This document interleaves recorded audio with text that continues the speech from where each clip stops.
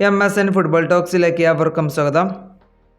Manchester city അടുത്ത summer വേനൽക്കാലത്തെ അവരുടെ മധ്യനിര ശക്തിപ്പെടുത്തുന്നതിൻ്റെ ഭാഗമായി ചെൽസിയിൽ നിന്നും എൻസോ ഫെർണാണ്ടസിനെ കൊണ്ടുവരാൻ ശ്രമിക്കുന്നുണ്ട് എന്ന് ദ അത്ലറ്റിക് റിപ്പോർട്ട് ചെയ്യുന്നു.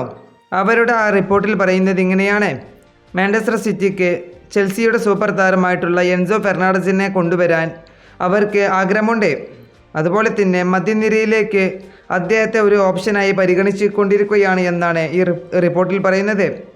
അതുപോലെ തന്നെ ഈ ചർച്ചകൾ ഇപ്പോൾ ആദ്യഘട്ടത്തിലാണ് നടന്നുകൊണ്ടിരിക്കുന്നത്. ഈ താരത്തെ ലഭിക്കുകയാണെങ്കിൽ മാഞ്ചസ്റ്റർ സിറ്റി തീർച്ചയായും ഈ താരത്തെ സൈൻ ചെയ്യും എന്നാണ് ദ അത്ലറ്റിക് റിപ്പോർട്ട് ചെയ്യുന്നത്.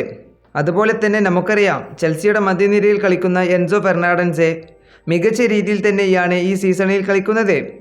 ഈ സീസണിൽ ചെൽസിക്ക് വേണ്ടി താരം 55 മത്സരങ്ങളിൽ നിന്ന് 13 ഗോളും 9 അസിസ്റ്റും താരം നേടിയിട്ടുണ്ട്.